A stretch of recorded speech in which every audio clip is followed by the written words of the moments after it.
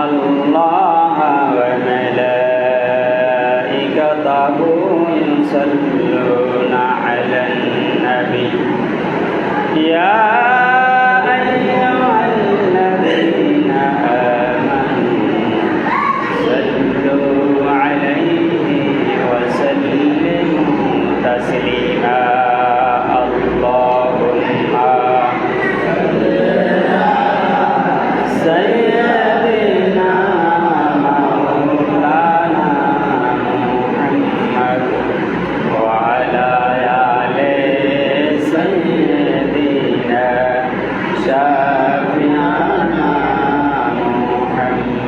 সবাই মোহাম্মদ করুন আল্লাহুম্মা আলা সাইয়্যিদিনা মাওলানা মুহাম্মদ ওয়া আলা আলি সাইয়্যিদিনা শাফিআনা মুহাম্মদ আইসো বাবে যাইতে হবে ওই নাগহীন কবরে হিসাব নিকাশ দিতে হবে ওই নাগহীন হাসরে আল্লাহুম্মা আলা সাইয়্যিদিনা মাওলানা মুহাম্মদ سيدنا شافعنا محمد কবরেরই খবর যদি মানুষ জানিত ঘর বাড়ি সারিয়ার সবাই পালাইতো আল্লাহুম্মা সাল্লি আলা সাইয়্যিদিনা মাওলানা মুহাম্মদ ওয়া আলা আলি সাইয়্যিদিনা শাফিআনা মুহাম্মদ লা ইলাহা ইল্লাল্লাহ লা ইলাহা ইল্লাল্লাহ লা ইলাহা ইল্লাল্লাহ লা ইলাহা ইল্লাল্লাহ লা ইলাহা ইল্লাল্লাহ হরে সাদ্দাত জান্নাত বানাইলো হরে সাদ্দাত জান্নাত বানাইলো মানের মাতন সাজাইলো হরে সাদ্দাত জান্নাত বানাইলো মানের মাতন সাজাইলো একটি কদম রাখার আগে হরে একটি কদম রাখার আগে আজরাইল ধরায় পাঠাইলা লা ইলাহা ইল্লাল্লাহ জোরে লা ইলাহা ইল্লাল্লাহ লা ইলাহা ইল্লাল্লাহ হায়রে নামাজ রোজা ছাইরো না হায়রে তোমরা নামাজ রোজা ছাইরো না মা বাবাকে ভুলো না তোমরা নামাজ রোজা ছাইরো না মা বাবাকে ভুলো না হায়রে জান্নাতবাসী হইতে চাইলে জান্নাতবাসী হইতে চাইলে প্রাণ ভরে করো সাধনা লা ইলাহা ইল্লাল্লাহ লা ইলাহা ইল্লাল্লাহ লা ইলাহা ইল্লাল্লাহ মুহাম্মাদুর রাসূলুল্লাহ সাল্লাল্লাহু আলাইহি ওয়াসাল্লাম। সম্মানিত উপস্থিতি, আমি বিগত জুমায় বলেছিলাম যে মারিয়াম আলাইহিস সালামের গর্ভে ঈসা আলাইহিস সালাম জন্ম নিয়েছিলেন। আমি আলোচনা করেছিলাম জাকারিয়া আলাইহিস সালামের দোয়ার বদৌলতে তার সন্তান ইয়াহইয়া নবী এসেছিলেন ধরায়, সেটাও কোরআন হাদিস দিয়ে বলেছিলাম।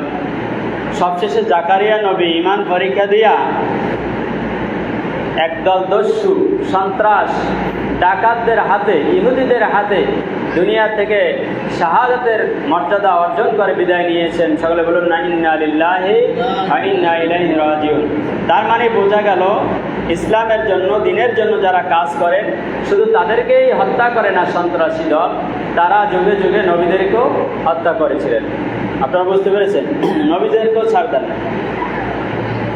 এই ঈমান পরীক্ষা শুধু ঈমানদারদের জন্যই বর্তমান যুগে দেন না, যুগে যুগে যত নবী রাসূলগণ দুনিয়ার বুকে এসেছিল রব্বুল আলামিন বলেন সমস্ত নবীদেরকে ঈমান পরীক্ষা দিতে হয়েছে। এমনকি কাফের বেঈমান আর সন্ত্রাসীদের হাতে, কোরআন বিরোধীদের হাতে জীবন তাদের দেওয়া লাগছে। এমন নজির, এমন ইতিহাস আছে না নাই? এর দ্বারা উদ্দেশ্য দুনিয়াবাসীকে বুঝিয়ে দেওয়া, নবীকে হত্যা করা আল্লাহর উদ্দেশ্য না, নবীকে দুনিয়া থেকে বিদায় দেওয়া উদ্দেশ্য না, দুনিয়াবাসীকে বুঝিয়ে দেওয়া উদ্দেশ্য যে দুনিয়ার মুমিন বান্দা বান্দিরা যদি আল্লাহর পথে, হকের পথে, কোরআনের পথে দাওয়াত দিতে চাও, সত্য সই সুন্দর কথা বলতে চাও, দিনের দাওয়াত দিতে যাও, তোমাদেরকেও ঘর ছাড়া লাগতে পারে, বাড়ি ছাড়া লাগতে পারে, এমনকি বিশ্ব নবীর মতো শিয়াবে আবু তালেবের মতো জেল কাটা লাগতে পারে। এমনকি জাকারিয়া আলাইহিস সালামকে দুনিয়া থেকে যেভাবে করাত দিয়া ছিঁড়ে ছিঁড়ে দ্বিখণ্ড করে ভাগ করে দুনিয়া থেকে বিদায় দিয়েছিল, এমনি ভাবে তোমার জীবনটা আল্লাহর জন্য উৎসর্গ করা লাগতে পারে। বলুন না সুবহানাল্লাহ। আল্লাহ তাআলার উদ্দেশ্য হলো এটা শিক্ষা দেওয়া জগৎবাসীকে, নবীদেরকে আক্রান্ত করে যে দুনিয়াবাসী দিনের দাওয়াত দিতে গেলে আল্লাহর দাওয়াত দিতে গেলে তাওহীদের এরকম বাধা, এরকম হত্যা মামলা আসতে পারে কি পারে না? এটা হচ্ছে ঈমান পরীক্ষা। রব্বুল আলামিন 14 নম্বর পারা সূরা নাহলের মধ্যে বলেন যে এই 36 নম্বর আয়াতের মধ্যে বলেন নাহলের যে এই বাধা বিপত্তি, এই বালা মুসিবত শুধু তোমাকে দিই নাই, নবীদেরকেও দিয়েছিলাম। ওয়ালাকাদ বা'আতনা ফি কুল্লি উম্মাতির রাসূলা আন ইবুদুল্লাহা ওয়াজতানিবুত তাগুত। বলুন আল্লাহু আকবার। আপনার আমার আল্লাহ বলেন ওয়ালাকাদ বা'আসনা ফি কুল্লি উম্মাতির রাসূল, যুগে যুগে যত নবী রাসূলগণ ধরার মুখে এসেছিল আমার দিনের দাওয়াত নিয়া, কোরআন নিয়া, ওই সমস্ত নবীদেরকে আক্রান্ত করেছিল দস্যু দুনিয়ার সন্ত্রাসবাদী লোকদের দ্বারা আমি আক্রান্ত করেছিলাম, সমস্ত সন্ত্রাসী লোকের দ্বারা। এই জন্য করেছিলাম ওয়ালাকাদ বা'আসনা ফি কুল্লি উম্মাতির রাসূলা আন ইবুদুল্লাহা ওয়াজতানিবুত তাগুত। তারা দুইটা কারণে মাইর খাইছে, দুনিয়া থেকে বিদায় দিয়েছে, শাহাদাতের পেয়ার অর্জন করেছে। আন ইবুদুল্লাহ, এক নম্বরে তারা এক আল্লাহ ইবাদত করার জন্য মূর্তি পূজা ছাড়তে বলেছিল। কয় আল্লাহ? এক আল্লাহর ইবাদত চলবে, এক আল্লাহর আইন চলবে এই সমাজে। আর কারো মাতুব্বরি চলবে না, কোনো আইন চলবে না, কোনো বানানো মতবাদ চলবে না, কোনো মূর্তি পূজারি চলবে না। এই এক আল্লাহর কথা আজও বলতে গেলে মায়ের আছে না নাই? বলতে পারি মেম্বারে, কিন্তু আমরা এখনো রাজনৈতিক অঙ্গনে বলার ক্ষমতা রাখছি না, কারণ আমাদের ঈমান ছোট। এই কথা বলতেছিল জাকারিয়া নবী, এই কথাই বলতেছিল আদম আলাইহিস সালাম, যার ফলে কাবিলের হাতে হাবিল হত্যা হলো। আল্লাহর কথা কাবিল মানতে পারলো না। এই সন্ত্রাসীবাদী আজ থেকে না, এই মানুষ হত্যা আজ থেকে না, পূর্বপুরুষ আদম আলাইহিস সালাম থেকে তার সন্তান কাবিল থেকে এই মার্ডার করা, দুনিয়ায় হত্যা করা, মানুষ জবাই করা, এটা ওই কাবিল থেকে পরিচালিত হয়েছে। এই জন্য নবী করিম সাল্লাল্লাহু আলাইহি সাল্লাম বলেছে, শোনো বান্দারা, আমার উম্মতবাসীরা, দুনিয়ায় যত মানুষ অন্যায়ভাবে মানুষকে হত্যা করবে আর একটা পাপের ভাগ সাথে সাথে, যেমন মোবাইলে 20 টাকা বললে সাথে সাথে বাড়ি ঢুকে যায়, টিপিও ছাড়া ঢুকে যায় না বাতাসে, ঠিক তেমনি ভাবে যত মানুষ হত্যা করবে সাথে সাথে ওই কাবিলের আমল নামায় ওই মেসেজ, মোবাইলে যেভাবে মেসেজ যায় ফাঁস করে তার আমল নামায় সেই পাপ ঢুকে যায়। বলুন না নাউজুবিল্লাহ। তাহলে হত্যা করা ভালো? হত্যা করে না, আবার কিছু আছে হত্যা রুস্কানি দেয়, আছে না নাই? ইশারায় ফেলাইয়ে দেয়, হাতের ইশারায় ফেলাই দেয়, টাকার মাধ্যমে ফেলাই দেয়, সে হচ্ছে 1 নম্বর মার্ডার কেসের আসামি। ঠিকটা বেরিয়ে বলেন। এইগুলা বন্ধ করার দরকার আছে না নাই? রব্বুল আলামিন বলেন দুইটা কারণে নবীরাও মায়ের খেয়েছেন। এক নম্বর আনে আবুদুল্লাহ, এক আল্লাহর দ্বীনের দাওয়াত দিয়েছে, মূর্তি পূজা চলবে না, দুনিয়ায় আইন চলবে একমাত্র আল্লাহর, দুনিয়ার কোনো বানানো মতবাদ আইন চলবে না, দুনিয়ায় কোনো ইচ্ছা মতো জমি জমা ভাগ কইরা ছেলে সন্তানের মাঝে দিলে চলবে না। আল্লাহ তাআলা যেমনি ভাবে বিধান দিয়েছে সন্তানের 2 ভাগ আর মেয়ের 1 ভাগ, যেমনি ভাবে করেছেন, যেমনি ভাবে ফরজ বিতরণ করেছে, যেমনি ভাবে আইন প্রণয়ন করেছে, ওইভাবে আইন সমাজে জারি করতে হবে। বলুন আল্লাহু আকবার। আনিবুদুল্লাহ ওয়াজতানিমুত তাগুত। আরেকটা কাজ করছে ওই নবীরা, যে তাগুতের বিরোধিতা করছে সবসময় সকল নবীরা। তাগুত হলো তারা কোরআনের বিরোধিতা করে যারা। এজন্য আল্লাহ পাক বলেন নবীরাও এই জলদস্যু, এই সন্ত্রাস আর ডাকাতদের হাতে জীবন উৎসর্গ করে শাহাদাতের পেয়ালা অর্জন করেছিলেন 2টা কারণে। 1 নাম্বার কারণ হলো তারা এক আল্লাহর ইবাদত করতে বলেছে, এক আল্লাহর আইন মতো চলতে বলেছে। 2 নাম্বার কারণ হলো ওয়াজতানিমুত তাগুত, যে তাগুতের বিরোধিতা করতো তারা, যে কোরআনের বিরোধিতা চলবে না, কোরআন যা বলছে তাই মানতে হবে। এর নাম মুসলিম, এর নাম মুমিন। ঠিক না বেঠিক বলেন? আপনারা কথা বলতেছেন নাকি? এই ছেলেরা এদিক তাকাও, কথা বলেন, জিকির করেন লা ইলাহা ইল্লাল্লাহ হাসবি রাব্বি জাল্লাল্লাহ নূর মুহাম্মদ সাল্লাল্লাহ মা ফি কলবি গায়রুল্লাহ লা ইলাহা ইল্লাল্লাহ। জোরে লা ইলাহা ইল্লাল্লাহ। এমনি ভাবে জাকারিয়া নবী, জাকারিয়া আলাইহিস সালাম দিনের দাওয়াত দেওয়া শুরু করলেন, কোরআনের কথা বলা শুরু করলেন, কিন্তু জাকারিয়া আলাইহিস সালামের বিরোধিতা সবাই করত। আর জাকারিয়া আলাইহিস সালামের বিরুদ্ধে তারা একটা মিথ্যা মামলা দায়ের করেছিল। জাকারিয়া আলাইহিস সালাম ছিল মরিয়ম আলাইহিস সালামের খালু। কি ছিল? খালু। আল ইমরানের পরিবার যত ছিল সব ছিল নবী, বলুন না সুবহানাল্লাহ, সব ছিল আউলিয়া। এই আল ইমরানের নামে একটা কোরআনের সূরা আছে না নাই? সূরাতুল আল ইমরান। ইমরানের পরিবার বর্গের উপর একটা সূরা, এরপর মরিয়মের উপর একটা সূরা। মনে রাখবেন, পৃথিবীর কোন নারীদের কথা, এমনকি বিশ্ব নবীর স্ত্রীদের কথাও কোরআনের সরাসরি নাম উল্লেখ নাই। আছে এইরকম যে ইশারা দিয়ে আল্লাহ বুঝাইছে, যেমন সূরা আহজাবের মধ্যে আছে 32 নম্বর আয়াত, ইয়া নিসা আন নবী লাস্তুন্না কাহাদিন মিনান নিসায়ে, ও রাসূল আপনার স্ত্রীদের মতো স্ত্রী দুনিয়ায় কারো আমি দান করি নাই, বানাই নাই। ও রাসূল আপনার স্ত্রীদের মতো, কিন্তু স্ত্রীদের নাম আয়েশা, খাদিজা এটা উল্লেখ করেন নাই। কিন্তু মরিয়মের নাম শুধু একজন নারীর কথা আল্লাহ সরাসরি উল্লেখ করছে, বলুন না সুবহানাল্লাহ। সেই নারী হলো এই আল ইমরান, ইমরান আলাইহিস সালামের মেয়ে মরিয়ম আলাইহিস সালাম, বলুন না সুবহানাল্লাহ। এই মরিয়ম আলাইহিস সালাম যখন তার মায়ের গর্ভে ছিল, তার মা অনেক বড় আল্লাহওয়ালা ছিল। তিনি বলেছিল আমার গর্ভে একটা সন্তান হয়তো আসবে, যদি ছেলে আসে ওই বাইতুল মুকাদ্দাসের খিদমতের জন্য আমি দান করে দিলাম, বলুন না সুবহানাল্লাহ। একটু মসজিদে ঝাড়ু দেবে, আযান দেবে, তা মানুষ পাওয়া যায় না। আর মরিয়ম আলাইহিস সালাম গর্ভে থাকতে মনে করছে একটা ছেলে হবে, এটা আমি আল্লাহর রাস্তায় কোন মসজিদের জন্য দান করে দিলাম, বলুন না সুবহানাল্লাহ। আমরা একটু মসজিদ ঝাড়ু দিতে চাই না, একটু ফ্যানটা চাপতে চাই না, কারণ মুয়াজ্জিন কোথায়? চাকরি করে না। আমরা এটা আমাদের দায়িত্বটা, নবীদের দায়িত্ব ছিল এই মসজিদের ঘর পরিষ্কার করা, একটু সব পরিষ্কার পরিচ্ছন্ন রাখা। এটা আমরা একটু চেষ্টা করবো প্রতি জুমায়, এটা আপনার আমার নবীদের দায়িত্ব ছিল। মরিয়ম আলাইহিস সালাম জন্ম নিল, দেখতে পেল জান্নাত সন্তান জন্ম নেয় না, এনেছে একটা মেয়ে। আল্লাহ পাক কোরআনে আয়াত নাযিল করে জানাই দিলেন, ও মরিয়মের মা আপনি কষ্ট নিয়েন না, এই যে মেয়েটা জন্ম নিয়েছে এটা ছেলেদের চেয়ে চাইতেও ভালো হইবে, বলুন না সুবহানাল্লাহ। এটা ছেলেদের চেয়ে উত্তম মেয়ে, এটা হচ্ছে এই যে ছেলেটা দান করলে বাইতুল মুকাদ্দাস সব হইতো, তার চেয়ে ভালো একটা উত্তম মেয়ে আপনাকে আমি দান করছি, বলুন না সুবহানাল্লাহ। এরপর মরিয়ম আলাইহিস সালামের দায়ভার কে নেবে? তার বাপ মা না থাকার কারণে তার খালু জাকারিয়া আলাইহিস সালাম নেওয়ার চেষ্টা করলো, কিন্তু দুনিয়াবাসী বলল না, আপনাকে দেওয়া হবে না। শেষ পর্যন্ত লটারি হলো, বিশাল কথা। লটারিতে নাম আসলো কার? এই জাকারিয়া নবীর নাম আসলো 3-3 যে কলম ভিক্ষা মারছে পানিতে সাগরে, 3-3 নাম আসছে জাকারিয়া নবীর। তারপর তার খালু দায়িত্ব নিল, বাইতুল মুকাদ্দাসে যে দান করতে চেয়েছিল তার মা, এই জন্য বাইতুল মুকাদ্দাসের পাশেই একটা কামরা কইরা তাকে সেই কামরায় থাকার ব্যবস্থা করছে, বলুন না সুবহানাল্লাহ। এরপর জাকারিয়া নবী বলে তার খালু যে আমি মাঝে মাঝে যাই দেখি তার রুম থেকে অনেক সুবেরা নাই, আমি রুমে ঢুকে দেখি টেবিলের মধ্যে জান্নাতি খানা, বলুন না সুবহানাল্লাহ।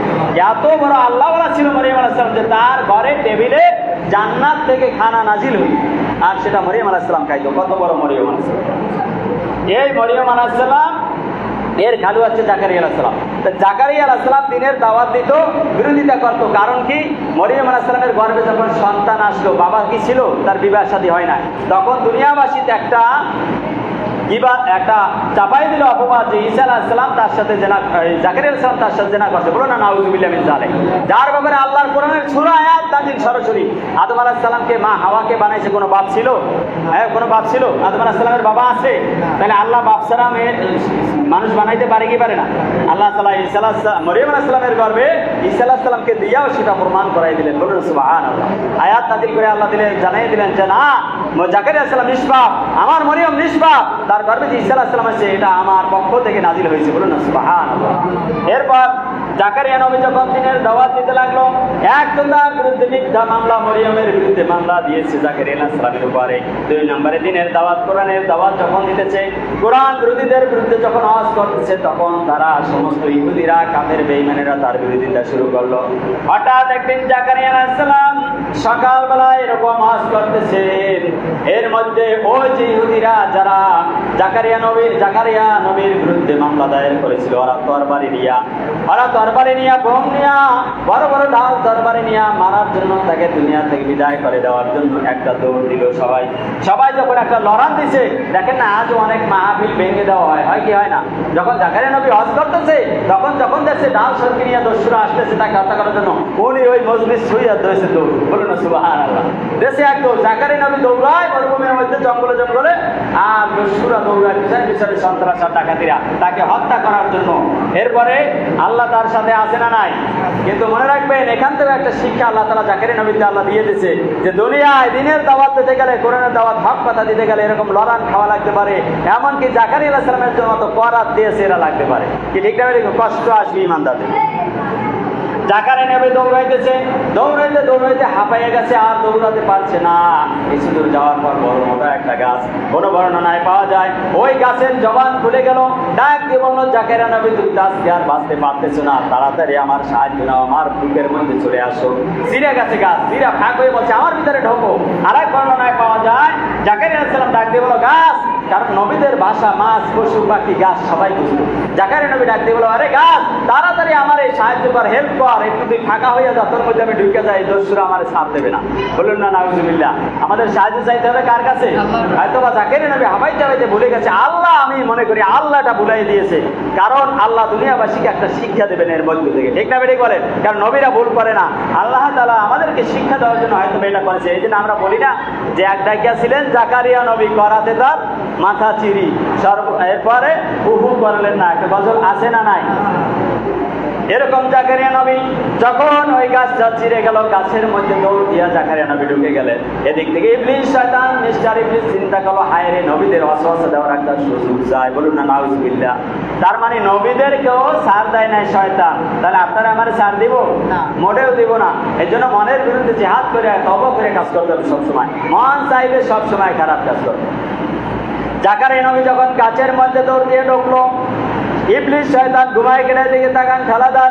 ইবলিস শয়তান একটা কাপড়ের অংশ, তার গায়ের চাদরের অংশ অথবা ধরেন পাগড়ির অংশটা একটু ধরে রাখলেন গাছের বাইরে। কোথায়? শয়তান জাকারিয়া নবী যখন গাছের মধ্যে ঢোকে তখন একটু তার গায়ের আঁচল, মানে জামা একটু ধরে রাখছে বাইরে, কারণ গাছটা আবার আগের মতো হয়ে গেছে। এখন আর চিনা নাই যে জাকারিয়া নবী কোথায়। এখন দস্যুরা আইয়া, সন্ত্রাসীরা খোঁজে, এই জাকারিয়া নবী দৌড় দিল, গেল কোথায় দেখি না হলো। এখন ইতিমধ্যে ইবলিস শয়তান মানুষের রূপ ধারণ কইরা ওইখানে দাঁড়াইয়া বলে, শোনো, আমি একটা সত্য কথা বলতে পারি যে জাকারিয়া নবী কোথায় গেছে। দেখছো জাকারিয়া নবী? কোথায় দেখছি, কিন্তু আমি দেখছি, তোমরা বিশ্বাস করবা? বলো হ। বললো জাকারিয়া নবী এই গাছটার মধ্যে ঢুকছে। বলুন না নাউজুবিল্লাহ। কেউ কি বিশ্বাস করে? একটা গাছ দিব্যার মধ্যে ঢুকে গেছে। এখন শত্রুরা কয় না, জাকারিয়া নবী এই গাছে ঢুকতে পারে না। কেমন একটা মানুষ একটা গাছের মধ্যে, জানতা গাছের মধ্যে ঢুকে গেছে, এটা বিশ্বাস। তখন ইবলিস শয়তান বলে, শোনো, পৃথিবীতে যদি কোনো সত্য কথা থাকে, তাই কসম করে আল্লাহর বললাম, তাহলে আমার এই কথাটা সত্য যে জাকারিয়া নবীরে আমি নিজের চোখে এই গাছটার মধ্যে ঢুকতে দেখছি। কয়কে? ইবলিস শয়তান। কিন্তু এই সন্ত্রাসীরা, এই কাফের ইহুদিরা বুঝতে পারে না যে এটা ইবলিস শয়তান। এই জন্য শয়তান মানুষের রূপ ধরে আইতে পারে কি পারে না? রাত 12টায় ডাক দিলে যাই বাইরে, ছোট ছোট বাচ্চারা যাই, পাশে মেরে লাইতে। এখন ইবলিস শয়তান বললো কি, দেখেন আমার কাছে প্রমাণ আছে এই গাছে ঢুকছে, আপনারা আমার কাছে আসেন। যাইয়া দেখায়, দেখেন এই এই এই যে জামা বাইরে সেই জামা কার, বা এটা তো জাকারিয়া নবীর গায়ে ছিল, এই জাকারিয়া নবী গাছটায় ঢুকছে, তার প্রমাণ এই বাইরে এসেছে। বলুন না নাউজুবিল্লাহ। শয়তান আমাদের শত্রু না বন্ধু? কথা কয় না, শত্রু না বন্ধু? তাই শয়তান তো কয় নামাজ পড়িস না, সিজদা দিস না। নামাজ যারা পড়ি না কার দলে আছি একটু হিসাব করে নিয়ে। এখন ইবলিস শয়তান দেখাই দিল এইটা, এরপর বলে কি করা যায়, বাইর করবো কেন এত মোটা গাছ? তো ইবলিস শয়তান বুদ্ধি দেয়, যা তোরা একটা বড় লোহার করাতাই না উপর দিয়ে কাটতে হয়, এরপর মাঝখান দিয়ে চির, তাহলে তো শেষ। কারণ জাকারিয়া নবীর তো তোরা মারতে চাস, কি ঠিক না বেরিক বলেন? তো ইবলিস শয়তান দেখেন এমনকি নবীদেরকেও ছাড় দেন নাই, তারা তার পিছনে পিছনে লাগিয়েছিলেন। ইবলিস শয়তানের বুদ্ধিমতো তারা বিশাল এক করাতাই না সেই মাঝখান দিয়ে চিরতে শুরু করলেন। চিরতে চিরতে যখন জাকারিয়া নবীর মাথার খুব কাছাকাছি এসে গেল, তখন দয়াল আল্লাহর কথা মনে পড়ে গেল। জাকারিয়া নবী ডাক দিয়ে বলে, আল্লাহ আমি বিপদে পড়ে গেলাম, দস্যুদের হাতে পড়ে গেলাম, সন্ত্রাসীদের হাতে পড়ে গেলাম, ইহুদিরা আমার মাথার কাছে করাতটা চালাইতে চালাইতে আসতেছে, আর একটু পরে হয়তো বা আমার মাথা দ্বিখণ্ডিত হয়ে যাইবে, তুমি আমার সাহায্য করো। বলুন না সুবহানাল্লাহ। আমরা সাহায্য যাবো কার কাছে? না শয়তানের কাছে? এখন জাকারিয়া নবী আল্লাহকে ডাকতেছে গাছের মধ্যে বইয়া।